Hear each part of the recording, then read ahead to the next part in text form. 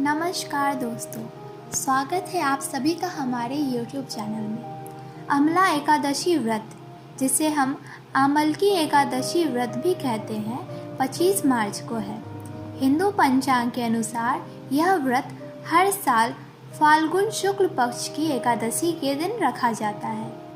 होली से कुछ दिन पहले पड़ने के कारण इसे रंग भरी एकादशी भी कहते हैं।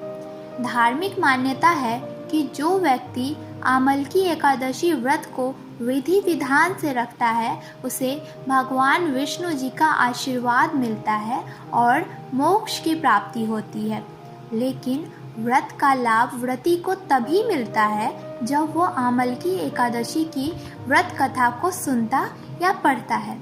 तो आइए हम सुनते हैं आमलकी एकादशी की व्रत कथा। प्राचीन काल में चित्रसेन नामक राजा था। उसके राज्य में एकादशी व्रत का बहुत महत्व था। राजा समेत सभी प्रजाजन एकादशी का व्रत श्रद्धा भाव से किया करते थे। राजा की आमलकी एकादशी के प्रति बहुत गहरी आस्था थी। एक बार राजा शिकार करते हुए जंगल में बहुत दूर निकल गए। उसी समय कुछ जंगली और पहाड़ी डाकुओं ने राजा को घेर लिया और डाकू शस्त्रों से राजा पर प्रहार करने लगे। परंतु जब भी डाकू राजा पर प्रहार करते, वह शस्त्र ईश्वर की कृपा से पुष्प में परिवर्तित हो जाते। डाकुओं की संख्या अधिक होने के कारण राजा संज्ञाहीन होकर भूमि पर लेट गए। तभी राजा के शरीर से एक दिव्य शक्ति प्रकट हुई और उस दिव्य शक्ति ने समस्त दुष्टों को मार दिया, जिसके बाद वह अदृश्य हो गई।